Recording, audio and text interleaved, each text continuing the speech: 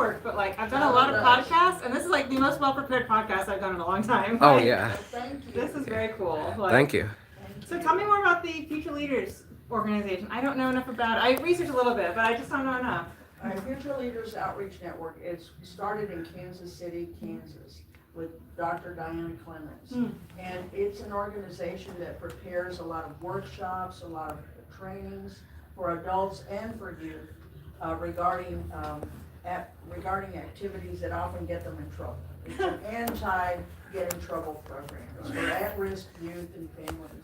And they provide a lot of educational opportunities, like how to handle anger, anger management, communication. Very cool. And here in Tarrant County, they contracted with the city through the Rising Star program at the city of Fort Worth. And that's how Shiloh met them, because we were going to the Rising Star program. Yeah. And so they met Shiloh, and they invited him to come onto their podcast. Yeah. And so he's been doing that 2.5 years now. That's very cool. You know, and so we invite people from the community to talk about, you know, all the different opportunities there are for youth or for adults that would help empower them, you know, whether it be voting or education or life skills. And we're going to invite a guy from one of the stores to talk about youth dress, proper dress for success, different things like that. We've been blessed. We've had Richard on at least twice, right? I love that. Richard writes for the Star Telegram. And he's I written actually some didn't know books. that. There's many things I know about you. I know about his books, but I didn't know you wrote for the Star Telegram. That's cool. Yeah, he does. Yeah, so don't tell too many secrets. Okay. I'm in a room full of reporters. It's all right. I'm joking. Would you mind taking a picture for us? No, I'm going to take a picture with y'all afterwards. Too. Yes. I was like, I just figured if we're all like sitting, you know, looking like we're supposed to look, you know, that'd be great. Yes. Okay. Thank you very much.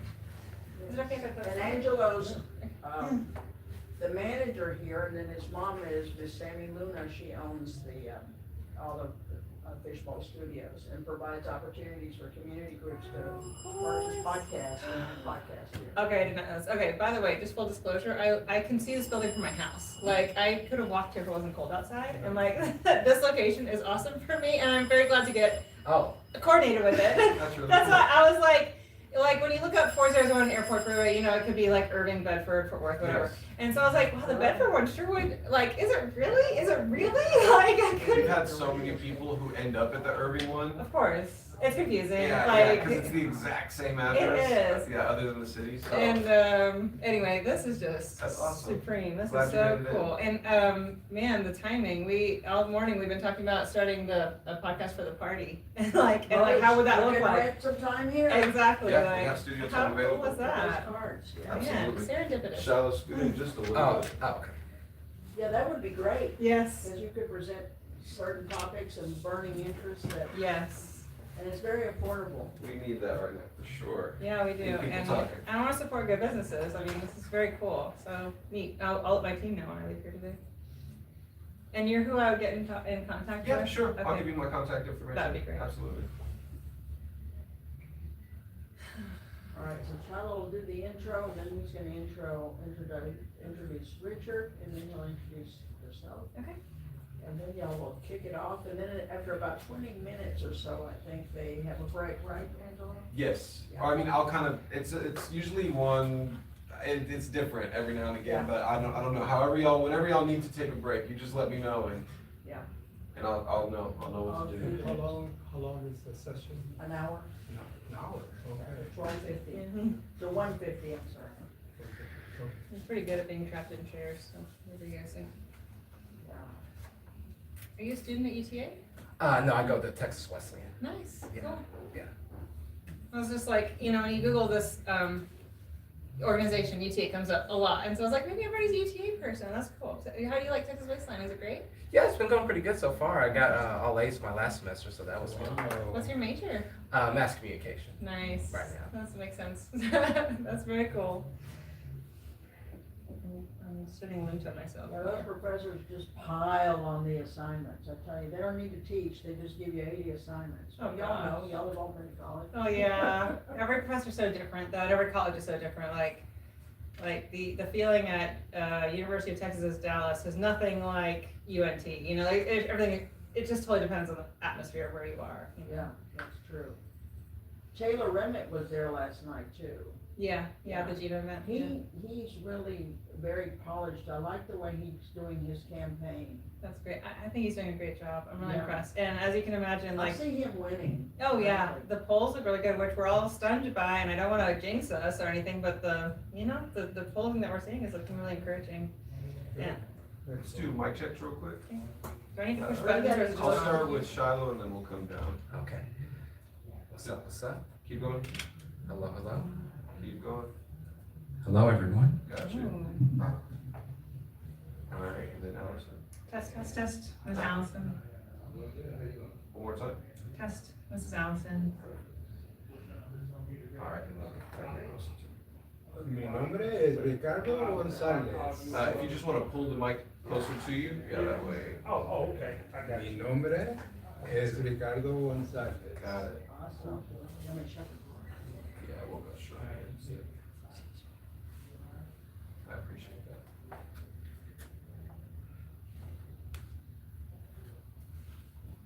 Is it live? Or will Yes. be? Is it Yeah, we'll be live on Facebook Live and I believe his live. I love that. I can't wait to share that. And we'll give you the link so that you can send it in to other folks too. Thanks. For both of y'all can send it in. Thank you. Facebook link, yeah.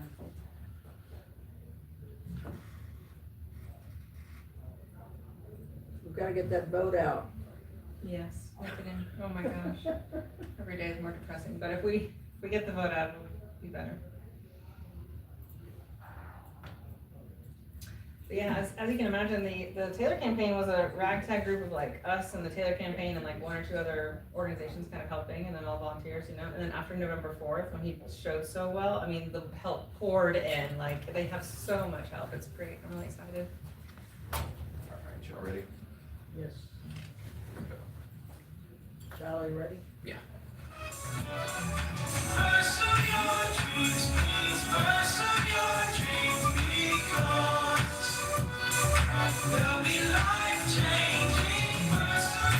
Thank you for tuning in to listen to our broadcast Eagle Club Network. We are the future emerging and aspiring global leaders and entrepreneurs from the Dallas-Fort Worth, Texas Metroplex who are a part of the Future Leaders Outreach Network. Pursuing Your Dreams Eagle Club Project. The program, supported by the Family Youth Services Bureau, is developed to teach evidence-based teen pregnancy prevention curriculum that teaches middle and high school students to set boundaries from drugs, alcohol, violence, bullying, and all premature sexual activity. Also, parents and other adults can attend our Parent Involvement Network workshops. We thought you ought to know. Our slogan is leaders are like eagles soaring to reach the top. So grab a pad and pen and be ready to write down some valuable practical principles and promising practices that would encourage, empower, cultivate, and motivate you to soar like an eagle to the top of the summit, the highest point to reach. We thought you ought to know. And now, the Eagle Club Network broadcast.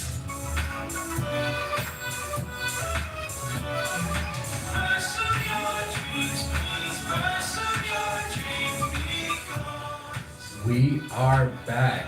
This is When Eagles Talk, the weekly radio broadcast and podcast here on the Fishbowl Radio Network, brought to you by Future Leaders Outreach Network. It is another beautiful day in the neighborhood. I will just go ahead and get a little bit of the housekeeping out of the way. First, I would like to talk about what this program is all about. When Eagles Talk is a program that helps young people and young adults become the best version of their future selves. We go into schools, workshops, community centers, and teach evidence-based curriculum. And this program is designed to help young people like myself become the best version of their future selves.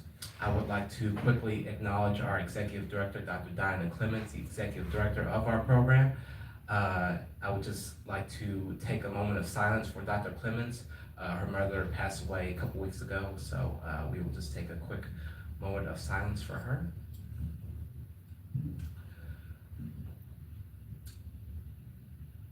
Okay, now I will go ahead with the introductions. We have Mr. Richard Gonzalez, a editor for the Fort Worth Star-Telegram, and he is also a author who has been kind enough to join us today as our guest co-host. How are you doing today, Mr. Gonzalez? Doing well, thank you. Yes, sir. Now, I will go ahead and introduce our special guest joining us today, Dr. Allison Campollo. She is the head chair of the Tarrant County Democratic Party, and she is a local politician here in the Dallas-Fort Worth Metroplex who helps young people and adults get out to vote. And we are very honored to have her with us today. Dr. Campollo, thank you for joining us today, ma'am. We really appreciate it. Thank you so much for having me. I'm really grateful to be here today. Yes, ma'am. So can you just start telling our audience a little bit about yourself? Sure. My name is Allison Campollo. I am the chair of the Tarrant County Democratic Party. I have a PhD in biomedical science, so I live two really different lives. I have a bunch of kids here in Euless, Texas. Actually, I'm about 5 minutes away from this recording studio, so I'm really excited to be right here in my neighborhood. And I've lived here in the DFW area of my whole life, and I'm just, doing what we can to make sure that folks get out to the ballot box. Nice. So can you tell us a little bit about what got you interested in politics to begin with? Yeah, so I have maybe an unusual upbringing. My dad's actually a sitting judge here in Dallas County. Well, not here in Dallas County, we're in Tarrant County, of course, but in Dallas County where I grew up. And he started running for judge when I was in high school, so in 2002. And he was part of the group that ran that coordinated campaign to try to flip Dallas County. It wasn't always blue, at one point it was red. And so I grew up in this atmosphere of not just political experience, but that urge to run a countywide coordinated campaign and make sure that the whole county got uplifted all at once together. And of course, when they ran that coordinated campaign, they all lost in 2002, and then they said, let's hit it again. They went right back to it in 2004, and a few of them won. Lupe Valdez won sheriff that year. Most of them lost, my dad lost, and then they all said, let's do it one more time. And they did it in 2006, and every single one of them won in 2006. And so growing up in that kind of atmosphere, that coordinated togetherness, collaborative atmosphere of lifting up a whole community really, had a huge impact on me. And obviously I've carried that with myself my whole life. And now I've lived in Tarrant County my whole adult life, and I've really just sort of, kept working that kind of magic. Yeah, that sounds really great. So when you first entered the world of politics and getting involved in things like that, what were some of the things that you were looking forward to doing early on in that process? The things I was looking forward to doing in politics. The things I was looking forward to doing in politics was really like trying to bring change to our neighborhood. So here in Tarrant County and all of Texas, Beto said it often, right? He said that Texas is not a red state, it's a non-voting state. And that is no more true than anywhere but Tarrant County. Tarrant County actually has the lowest rate of voter participation of any urban county in the United States.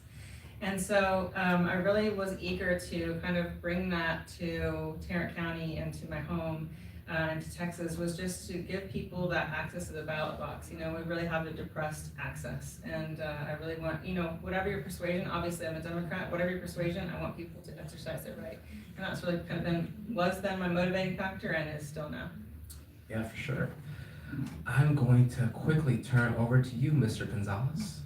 Well, I'm gonna take up from where she just left off, because that is a sad commentary that we are the lowest voting urban center in the United States. I didn't realize that back then. And sometimes every election might go a little bit up or down, but that's usually the average is true, that we are the lowest rate of voter participation, which is sad. Okay, so the obvious question is why?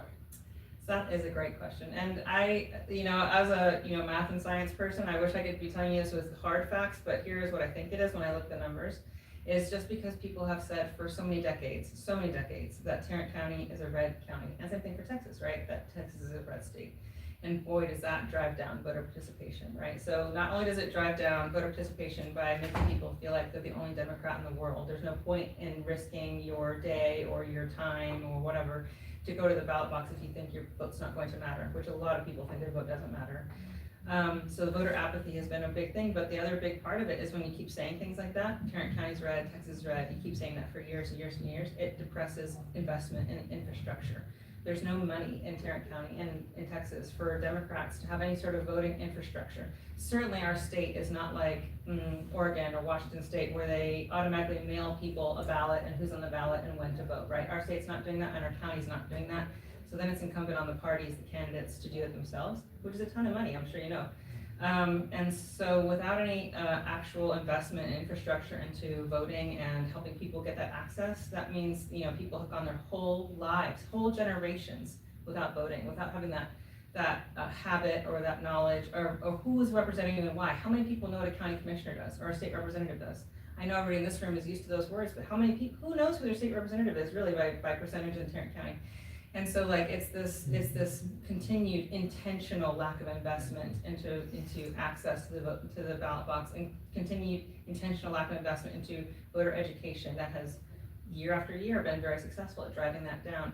However, I want to end on this happier note, is that money is starting to stay at home. You know, since the 2020 election, that money has stopped going out of Texas. Texas and Tarrant donors have stopped sending their money away, and they've started keeping it at home. And then what we're seeing now is not just that, but this cycle, we're starting to see that money come in. So not just keeping our money here, which is a great first start, but getting that money to come in, and the rest of Texas or the rest of the nation trying to support us in this mission and how important it is. I think we're gonna change that statistic really soon. One of the statistics that I've looked at is that when you look at who votes and who doesn't vote across the country now, it seems that older people, people who have college degrees, tend to vote, but as we know, the future and the population really is with the younger people, and our audience out there are younger individuals. So how do we reach those young folks? How do we turn them on and say, hey, this is important, this is your future, this really matters? That's a tough thing. I think part of the answer is bigger than all of us. I think part of it is that so many young people, and certainly people in this room included, are struggling, right? Not just to survive, but to make it all work, right? If we're constantly in survival mode, if young people are constantly in survival mode, then how can you have time to learn about who's running for office and how many elections we have this year and why they matter and who that is? If we're constantly in survival mode, then politics just takes a back seat, and that's true for no matter who you are or what age, but it's so true for Gen Z and millennials, who, you know, by share have the least amount of wealth as generations go, have the least amount of home ownership, have the least amount of health insurance.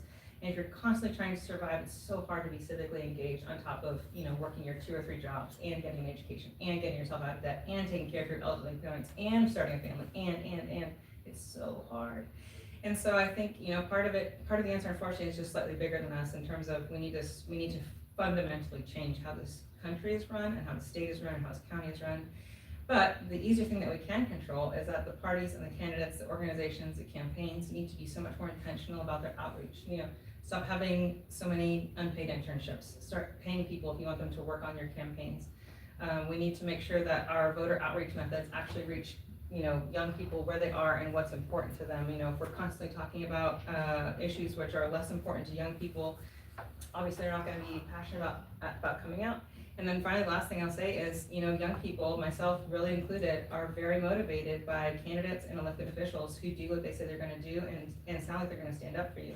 Why would I take time out of my 3 jobs to come vote if that person's just going to run to the middle or run to the right as soon as we get them elected, or if they're saying those kind of centrist or right-leaning things on the campaign trail? Just because you have a D after your name, so many people have still become so disillusioned with who these people are. Are they really going to support us when they get elected?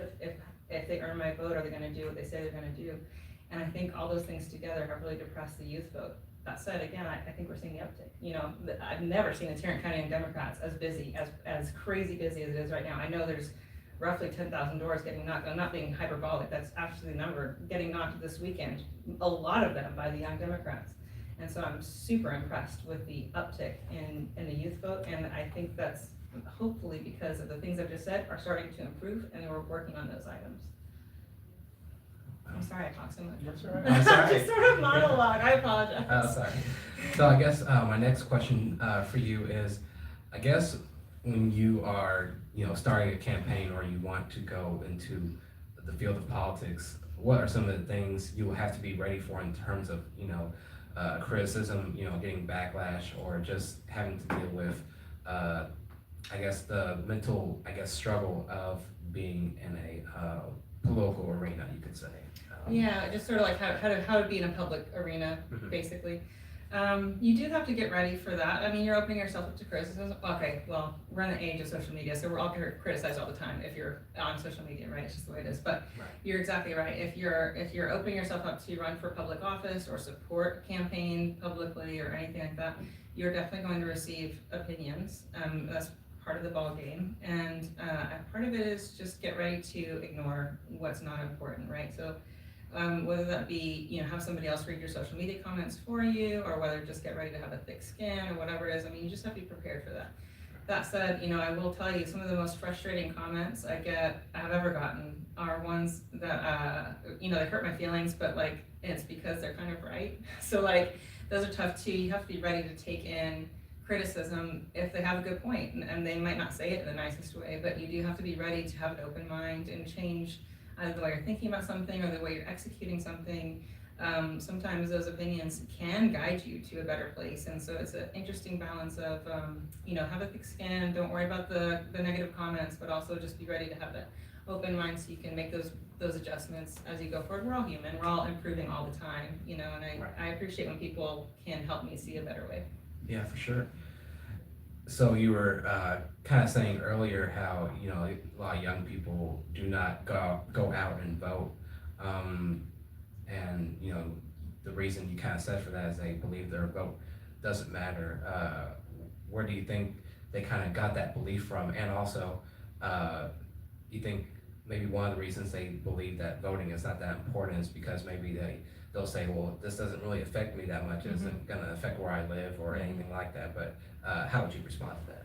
Yeah, all politics is definitely local. And by the way, you have several really good questions there. So when I forget one, just bring it back, okay? Yeah. So, all politics is really local. And so, of course, if you're saying like, okay, well, what Trump does with Greenland doesn't affect me, and if I have a job today, you know what I mean? Like, I get why some people feel like they are removed from what's happening in the world, and they don't need to try to get into something when they might not. And I think a lot of people are very self-aware of this, as they feel like they don't know everything, and that means they shouldn't vote if they don't know every single thing about it.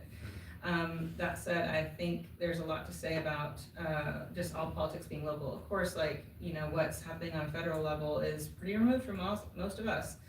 But what is happening on the local level really does matter. Who your sheriff is matters tremendously. Who your commissioner is, who your state representative is, who your city councilor is. These are the people that are going to be affecting, who gets the ICE contracts and the 287G with your county. That obviously affects what's going on in the world right now in this moment. But it's also the people who's going to be working on your school boards and who's going to decide if you get a sidewalk in your neighborhood or not. I mean, we have such important local issues that are decided by the people that represent us. And so I think it's incumbent on all of us to realize that all politics matters to us all the time. Right. And again, I realize that's putting a burden on people, because you can't go out and learn about your 100 elected officials who represent you in any given way. But that's also the point of the party, is to help with that. Like, we want to help with voter education and introducing you to those people and how that matters to your life. Right. Remind me of your first part of your question. I think I forgot. Okay, yeah. Sorry. But that's all right. Okay, so I guess one thing I was going to inquire about is, I know you're the head of the Tarrant County Democratic Party. What are some of the things that you have to do to, encourage people and to also bring candidates who are running to the forefront? Yeah. So it's a lot of those door-to-door conversations. There's no mass text I can send out, no social media post I'm gonna send out that's gonna convince somebody to do something they weren't gonna do anyways, right? And so the most important thing we can do is meet people where they are, whether that be knocking on their door or going to a community event where they are, or inviting them out to come meet us, or whatever it is. You have to have those personal conversations. And that's the only way you're going to convince either a voter to join the fray, a precinct chair to sign up, or a person to sign up as a precinct chair, or candidates to run for office. It's those personal connections, and that's why it's really become with the increase of social media and mass text and all that stuff. We have really come back to kind of the old school thing, which now the cool term for it is relational organizing, which is we all need to work our networks, right? We need to be. I need to be talking to my 10 friends who talk to their 10 friends, and that's not. We can't try to influence people by mass texting 10,000 strangers. It just doesn't turn people out at all. You need to have those personal connections with people and trust their opinions. Right. And so it's that relational organizing and that personal conversation that's going to bring out voters, when it's time to get to the ballot box. Yeah, for sure. It's all about who you know and who knows you at the end of the day. Yes. I'm going to turn back over to you, Mr. Gonzalez. Well, one interesting thing I saw, besides you're a doctorate in microbiology, is that you were a Spanish major, or? Yes. Don't test me. No. Okay. No. No, but that leads me to think that you understand the importance of different languages, Yes. correct? And our society isn't all English speaking, we have a lot of Spanish speakers who unfortunately sometimes don't vote, right? Yeah, of course, yeah. Even though the ballots are bilingual, and sometimes I think people make the effort to have bilingual staff. Yeah. Correct? Yep. As we know, Tarrant County is a majority minority Yes, it county. is. Most of the people, for those people who don't know that term, means that most of the people are either black or Latino. Yes. And Tarrant County, It's a most of strong the Vietnamese population here too. growing Asian population as well. So how do we reach those folks who have unfortunately had a history of discrimination against them? That we had, poll taxes, we had literacy tests, all those kinds of things. Jim Crow laws is what they call. How do we reach them? Because they are the majority of the people Yes, sir. in the county. So how do we reach out?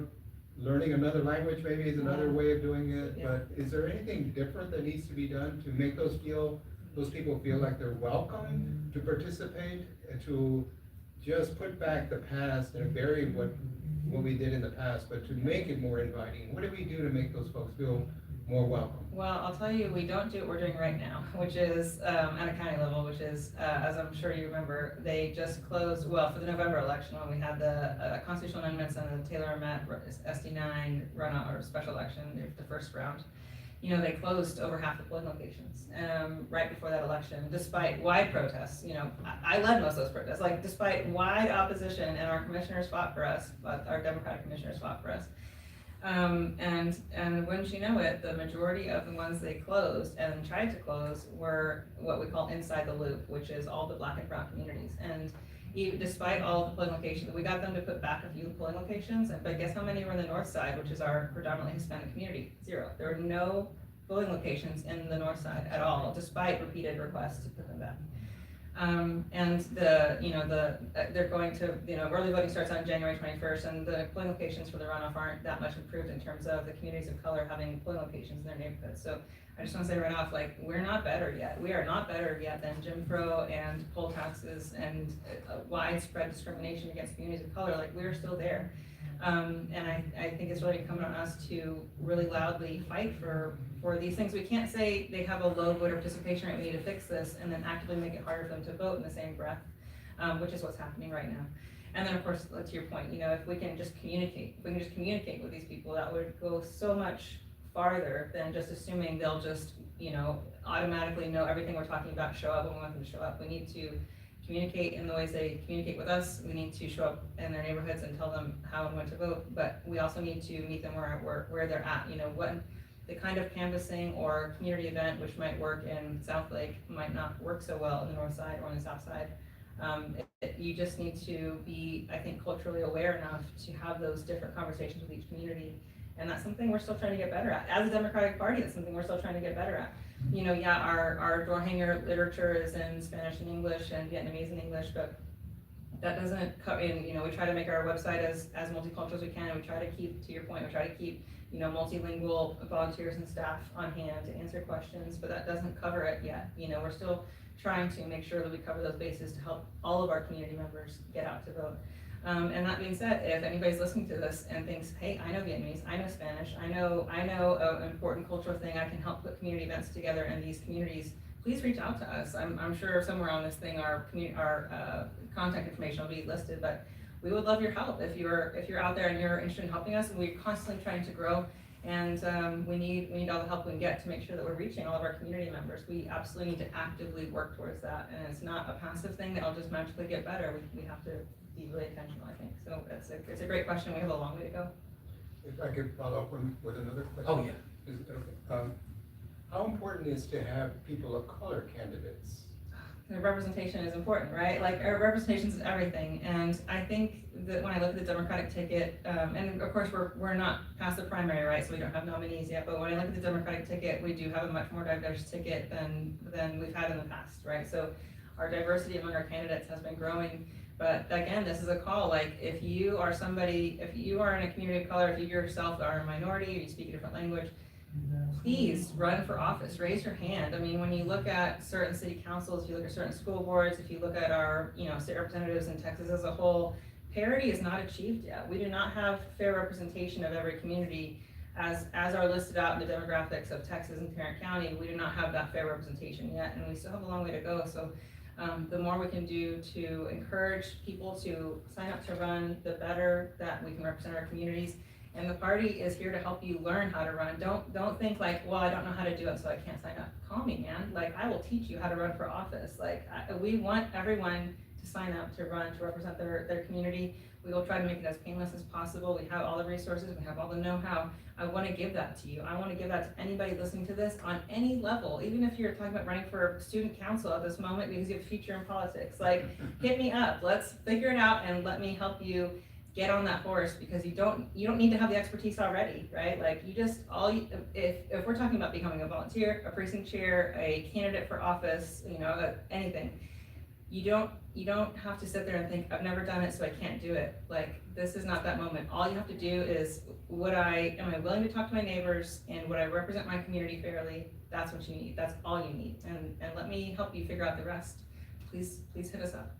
Okay, you mentioned reaching you. How would they contact you to do that? Yeah, that's a great question. So you can find out all of our information at tarrantdemocrats.org. I'll also share this video wildly and be like in the comments later, but tarrantdemocrats.org will be the first best way. You can find our phone number, our email address, our physical address.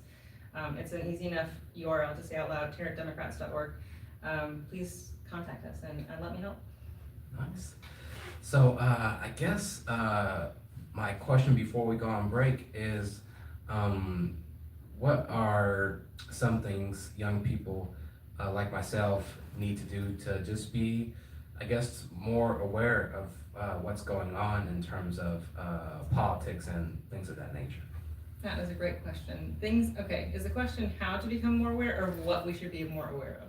I would say, what should we be more aware of? Okay, so right now I would say if you're in Tarrant County and you're listening to this, the most important thing you can pay attention to is your Tarrant County Commissioner's Court. So that is where so much of our extremism is coming out from, and it affects all of the local governments here in Tarrant County, and it also affects all the state representatives here in Tarrant County as well. It's a huge moment of persuasion for the far right. So I would look up your commissioner's court. Unfortunately, they make it as hard as possible for people to engage with them. So unlike most city councils, they meet at 10 a.m. on Tuesdays, on one Tuesday a month, which is wild. Right. So it's really hard they intentionally make it very hard for us to show up for public comment, to communicate with them.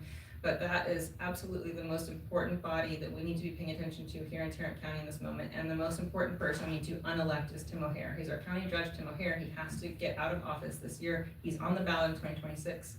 That is the most important race, and that is the most important body that any young person needs to be taking any action on or any awareness of, for sure.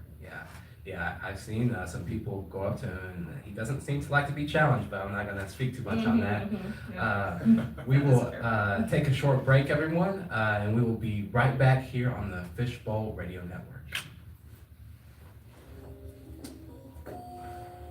Very good, very good.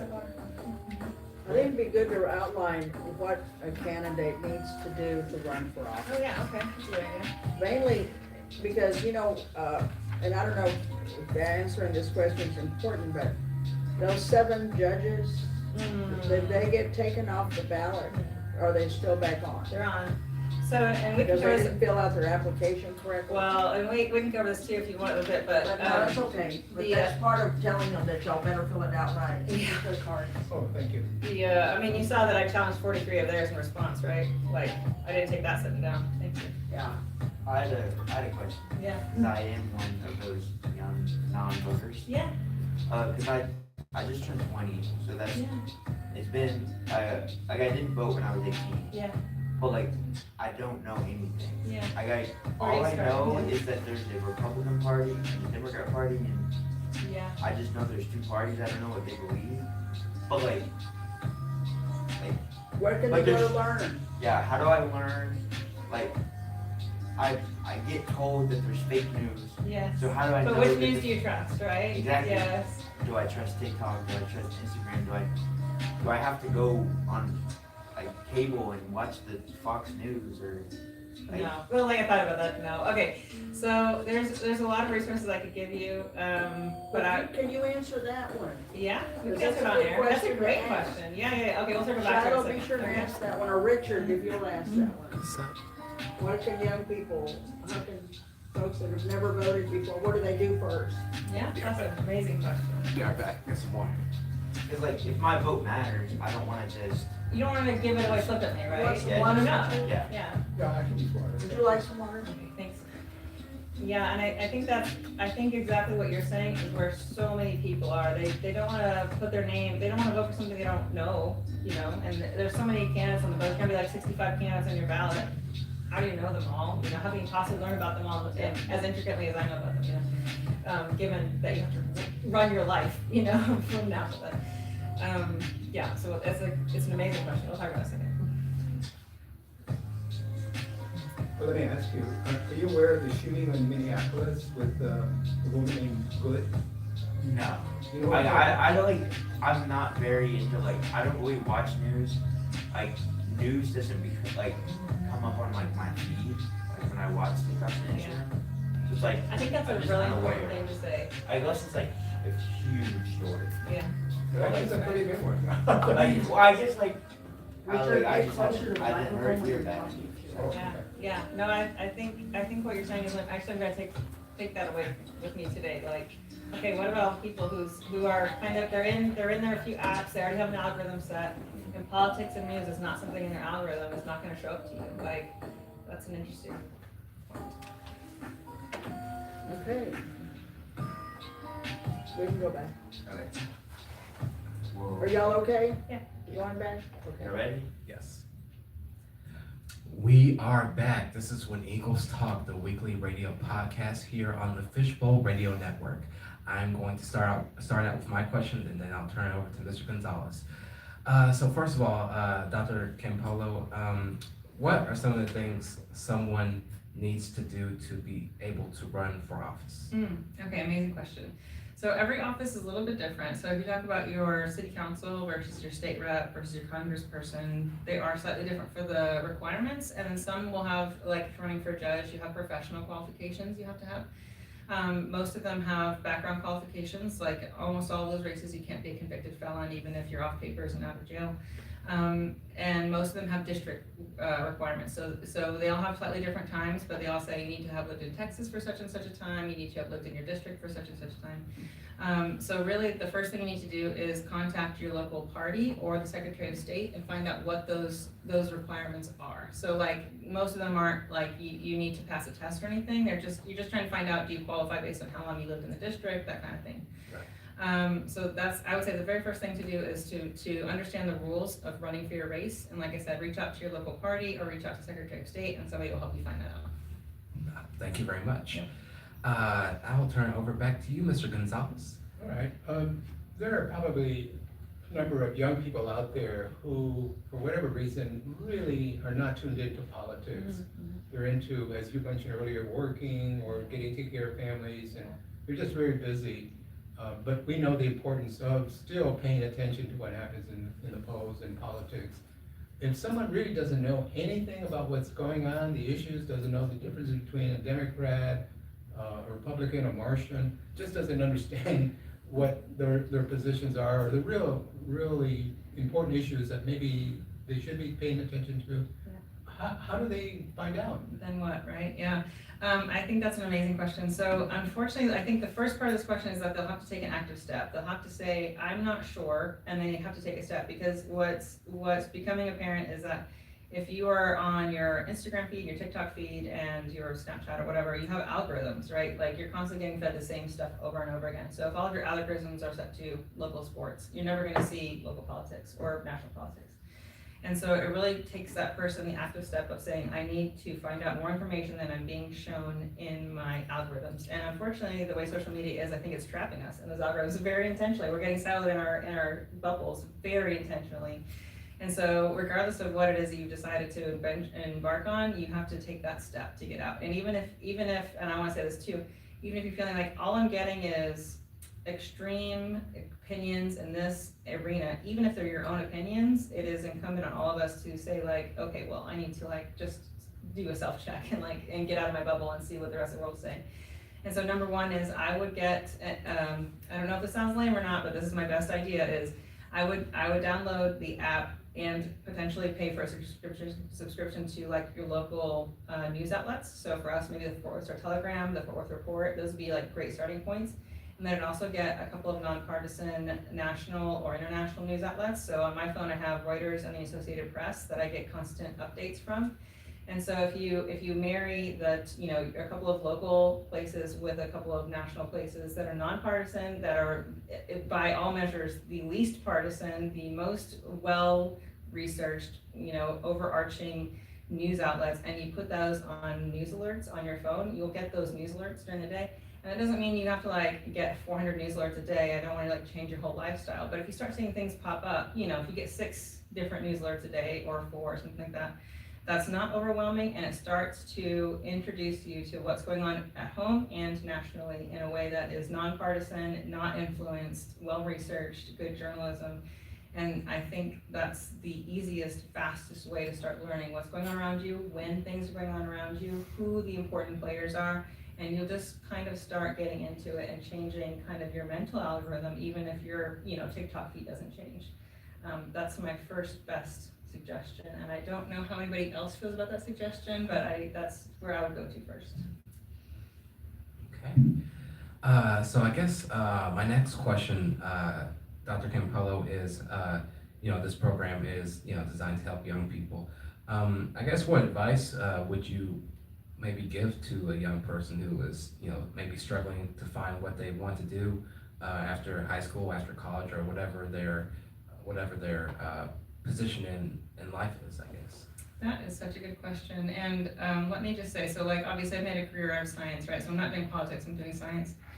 And I have to tell you, when I was in high school, my whole life before I graduated with my bachelor's in science, I thought I was bad at science. I told myself this narrative constantly. I said, oh, I'm just bad at science. I wanted to be a veterinarian, and I was like, I wanted to be a veterinarian so bad, but I was like, I am just terrible at science. There's no way I could possibly pull that off. I got my first bachelor's in Spanish, as you said, and just because I wanted to be well-rounded, I knew that was a good way to communicate with the world, and so I was like, well, let me just start here, and then kind of start keep on with my life. And then I realized, actually I'm really good at it. And so I think my first answer to your question is A, don't limit yourself. Don't give yourself that negative talk. Always be open to your own capabilities, because I think most of us are our own worst enemy, right? We're always telling ourselves that narrative of, I can't do this for some reason, whatever that is, and whatever that reason is. We're always telling ourselves that. And I would say cut that out. That's my first suggestion, is don't do that to yourself. And then my next suggestion is to have an open mind. I mean, our lives constantly change, constantly. We're not, very few of us are gonna be in the same career for 30 or 40 years. Very few of us are gonna be interested in the same thing, every year after year after year. Things evolve and change. Be open to that. And, I think not just as a personal way to enjoy your life, but also as a career move. I mean, how many people succeed by jumping from company to company and slightly moving what their career looks like? So be open to those experiences, be open to reinventing yourself. So I ended up getting 5 different college degrees to get to where I am now, and I was blessed to be able to do so. I was blessed to be able to, have those research assistantships, which helped me pay for my degrees. I was blessed to have the time to do it, but nonetheless, it allows you, if you are open to those kinds of things, just keep those doors open. That's my final point. And I have young kids, so this is what I think of for them too. Whether they want to be underwater welders or teachers or president of the United States, is to keep doors open. So that means just don't close things off for yourself. It doesn't mean you have to go to college. It doesn't mean you have to do a specific thing. But don't do things that will limit you in the future. So keep your grades up in high school, kind of a thing. Don't try to stay out of trouble, kind of a thing. Keep your doors open, and your life will have so many more opportunities, and you can do whatever sounds interesting to you when you get to it. That's real great advice. I will turn it back over to you, Mr. Gonzalez. And following up to 2 things. One is what you said about one of the big governmental bodies we should be paying attention to is Tarrant County. And the other one is following up with what you just said about staying alert, listening to news. If people wanted to know what are the big Tarrant County issues right now that we need to be paying attention to, what are they? That's a great question. Gosh, where do we even start? How to choose? Okay. Well, number one, just because it was so recent. Yesterday, okay, no, I have two equally because they're very recent. Number one was yesterday, like they unveiled their 10 Commandments monument at the Tarrant County Courthouse, which is, it doesn't matter what you believe in, but it does matter that this country was founded on a separation between church and state, and I realize those words are not in the Constitution, I'm aware of that, but that is nonetheless the way we were set up. And I think it's very obvious that the white Christian nationalists are trying to take over our county and take over our state, and they are right here in Tarrant County. So in reaction to President Obama getting elected, the Northeast Tarrant Tea Party was born here in Tarrant County, about 5 miles from here. And that sounds like a little deal, but it's not. That was a major turning point in Texas politics, and they greatly influenced everything that happened in our state legislature. And as you can imagine, if it happens in Texas, it has national effects. And so I'm trying to not be hyperbolic when I say if it happens in Tarrant County, it affects the country. When it's happening at our county level, it affects the country. And so these white Christian nationalists have been taking over our county very, very consistently since at least 2010 or 2013, and they are ramping up in power, ramping up in trying to have more influence than they've had before. And then the next thing is that our sheriff, Bill Wayborn, who, by the way, I think has killed now, 77 people in our Tarrant County Jail, which is another important thing we need to be paying attention to. He just gave money from us to ICE so that ICE can come in and have those ICE contracts. And we've been seeing what's happening in Minnesota with people getting kidnapped, detained, beaten, killed. And it doesn't matter if you're a US resident or a US citizen, they're kidnapping, detaining, and killing either. There's no discrepancy, and so those things are critically important. But I also want to call out that at our county level, they're trying to steal representation away from us. So over the summer, they did a really unusual, very emotional for me, mid-decade, very racist redistricting of our Tarrant County Commissioner's Court, because they see what's happening. They see what's going to happen in 2026. They are very nervous about losing that county judge seat, and they're trying to maintain power on the court. And so they try to, Tarrant County, which is a 50-50 county by the last 6 years or so, right? They're trying to make a 50-50 Republican-Democrat county into a 4-1 court in their favor, which, so they're trying, and they weren't shy about it. I'm not saying anything they haven't said themselves. They very obviously campaigned for this redistricting by trying to make the court hyper-partisan in the Republican side. So I realize that sounds like a very niche thing to care about, but they're literally trying to steal fair representation from everybody here in Tarrant County, not to mention, the lack of voting locations, not to actually mention every other thing they are trying to do to reduce our voting power and our fair representation here in Tarrant County. So the County Commissioner's Court, if nothing else, is trying to steal power away from voters in Tarrant County, and is also actively harming Tarrant County residents via their lack of, via their jail mismanagement, via the jail deaths, via these new ICE contracts that are coming down.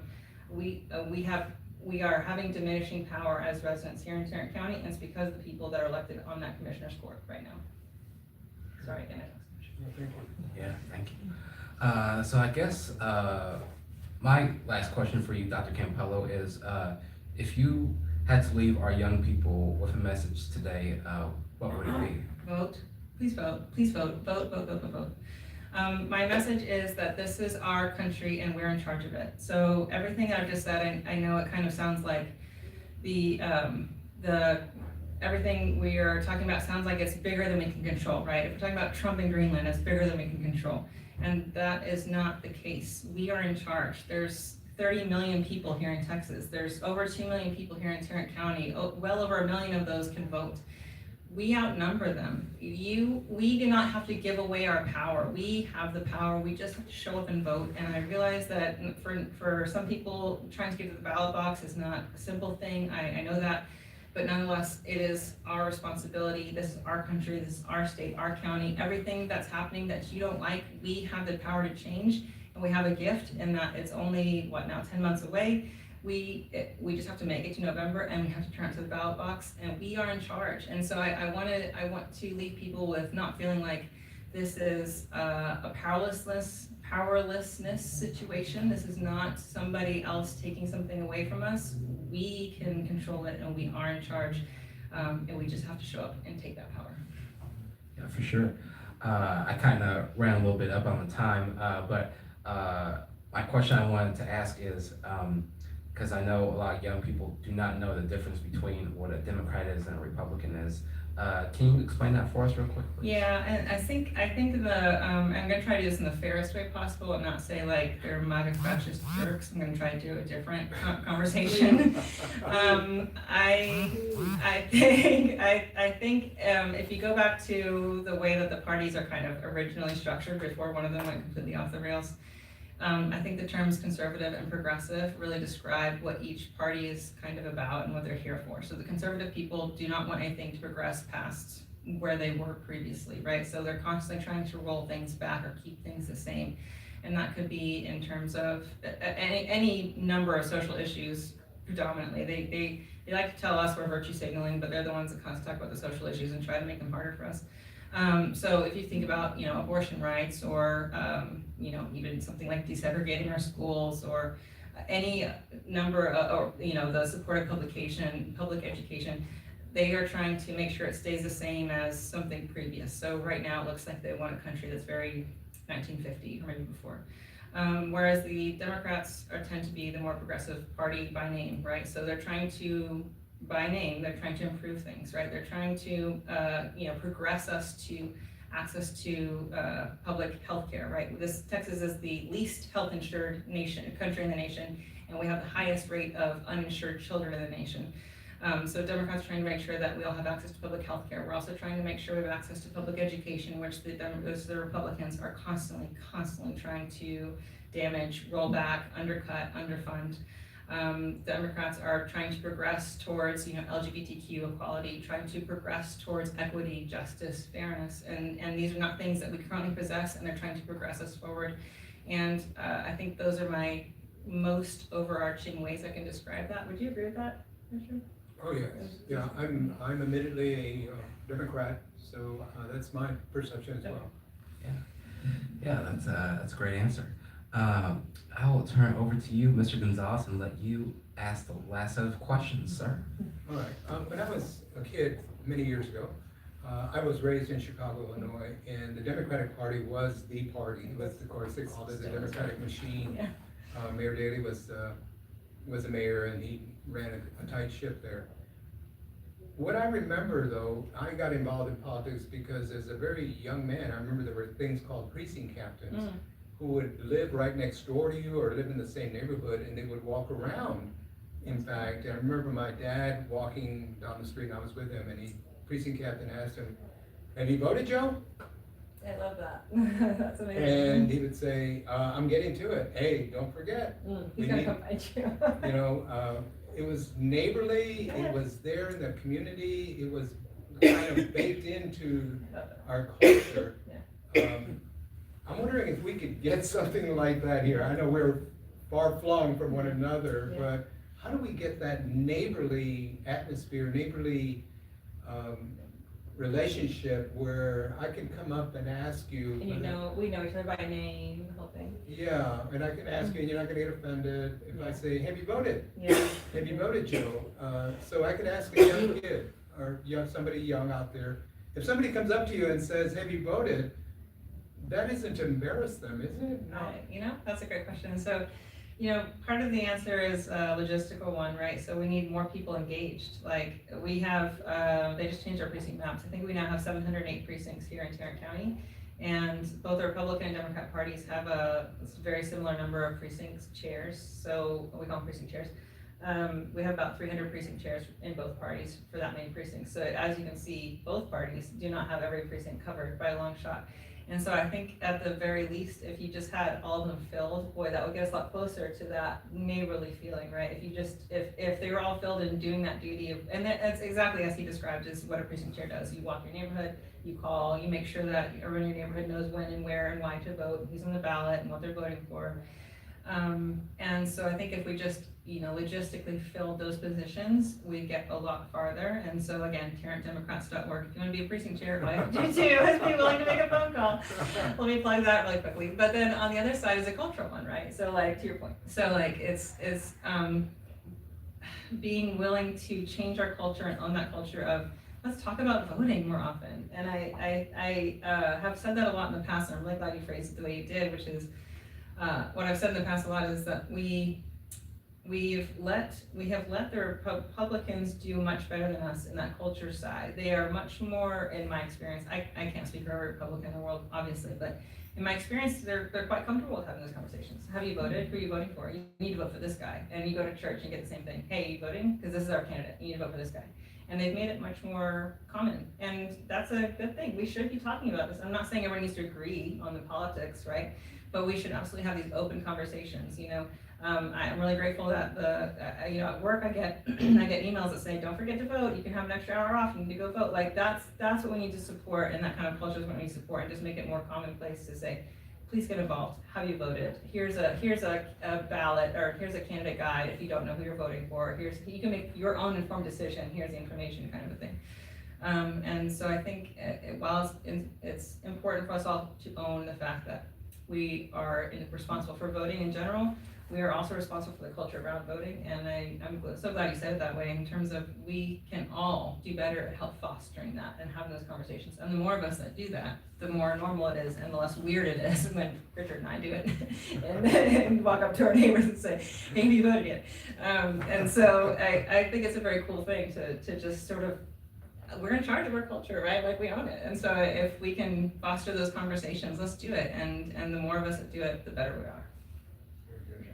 For sure. Any last questions you would like to ask Mr. Gonzalez? Well, she mentioned her story about being a Spanish major and then realizing that she was good in science and then pursued that. That speaks to the importance of education. Unfortunately, in our school district, the Fort Worth School District, and other school districts in Tarrant County, Latinos and blacks are not doing very well in school. And that doesn't bode well for the future, because we're the majority and we need to have other microbiologists out there and more sciences and more people who can take leadership position. But that assumes, a big assumption is that you're educated and you can speak to the issues. How, I ask this of everyone really, not just you, how do we turn on those kids to stay in school, to study? I mean, you certainly follow that route.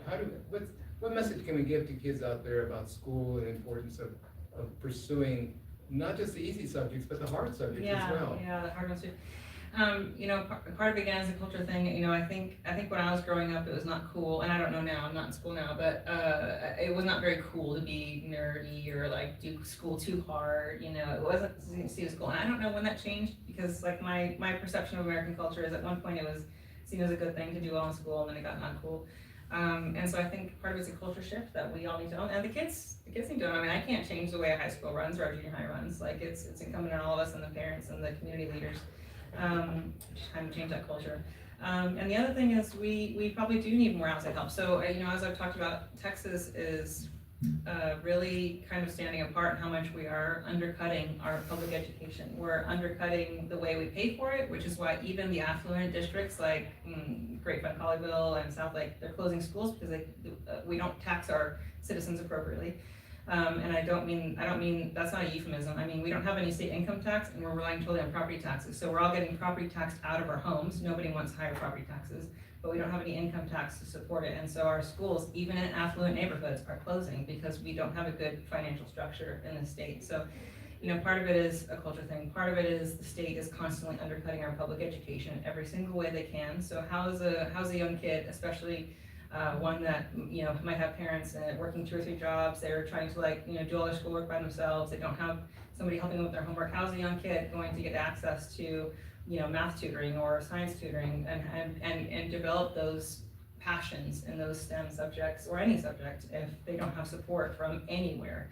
And then finally, I'm because of those failures, I just want to say I'm really encouraged by some local outfits. Like, did you know the Tatiana Jefferson Project has a whole STEM outreach program? Like please look up the Tatiana Jefferson Project if you haven't already. Like, the money given to that organization is directly making sure that kids in minority communities get access to math and science, and take them to, whether it be tutoring or special camps or whatever, to make sure they foster those really important, passions in communities of color, and we need more like that. If the state's gonna continue to fail us, if the counties are gonna continue to fail us, then we need these special organizations to come in and help, and that shouldn't be the way it is, but it currently is, and I'm grateful for these standalone organizations that go so far out of their way to help our young kids develop those passions so that we can have future scientists, future mathematicians, so that when Elon Musk finally goes to jail for something, somebody else runs Starlink, which would be great.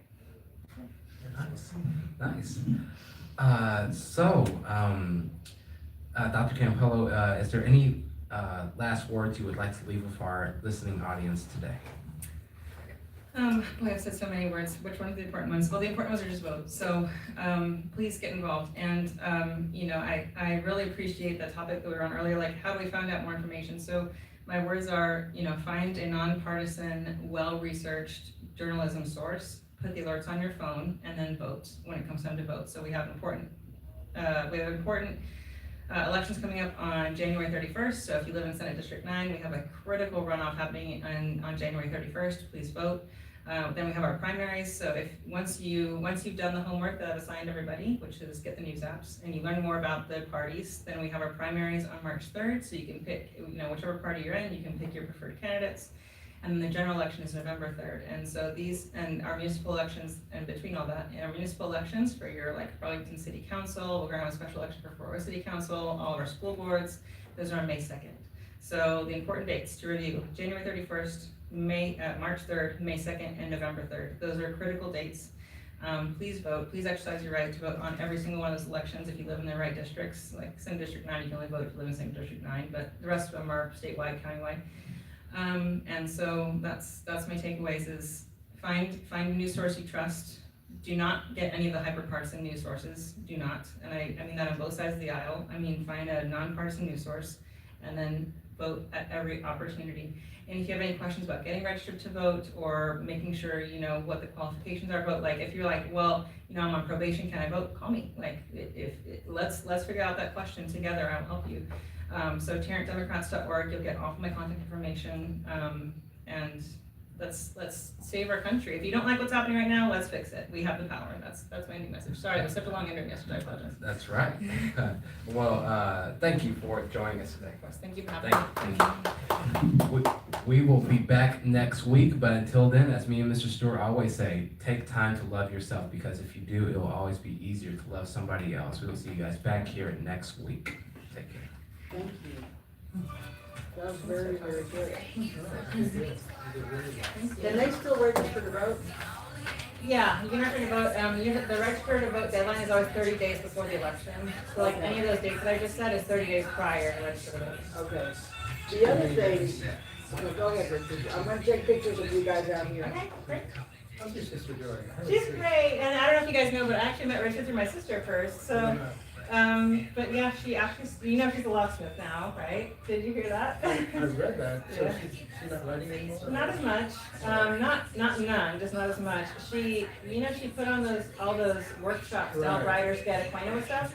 Well, one of the workshops was locksmithing, and so she became a locksmith, and now she's a forensic locksmith. She was actually the locksmith they called to come investigate the Uvalde school. Really? Yeah, and so she's the only forensic locksmith in Texas. Isn't that random? Anyway, so from English, speaking of life journeys, my sister got her master's in English. She wrote a bunch of books. She put on a bunch of workshops. That's how Richard and I originally know each other, is because they're authors. Yeah. And now she's a forensic locksmith. Isn't that weird? So anyway, she left the outfit she was working for and she started her own business just recently. So that's where we are now. Wow, that's interesting. Yeah. Is it not like, do you have to do it every year? No. You Say hi to her. I've never seen her. I've been out much myself, to the You workshop. still writing? Yeah, I still do that, but I was wondering, what does that check? Yeah, she's off the writing outfit, yes. And I think she still has some ideas from some young adult novels, she wants to do next. Because the ones she wrote were adult novels, and now she wants to do some YA stuff, so. Yeah, cool. Cool, wonderful. We're gonna take your pictures out here. Two things I wanted to share with you. With regard to your non-citizens, I know that obviously, they cannot vote, and we get that. But I have often advocated that we need to set up pacts with that particular population to Oh, where tell me they more. could give money for political candidates. Oh, yeah, that would be nice, actually. And I think we need to really generate interest, and I think, that would be, I think, that particular community would be open to that, don't you You know- think, Richard? Yeah, I because think- if you could get with Clubes like Atecano, for example, over on the east side, Yeah. they're primarily, of that, they're non-citizens, and, they wanna launch through their ideas, and what a better way than to send some money somebody's way to where you can promote some of the, items that are important to you. Yeah, I love that. It's a good idea. And I think we just need to promote more PACs among that community. I've often said that, hey, go to soccer games So, and start hitting them Well, up I with get a that. dollar. Exactly, you got it, like, that's the. it's Yeah, the yeah, I community can see that too. investment That's Yeah. like so powerful.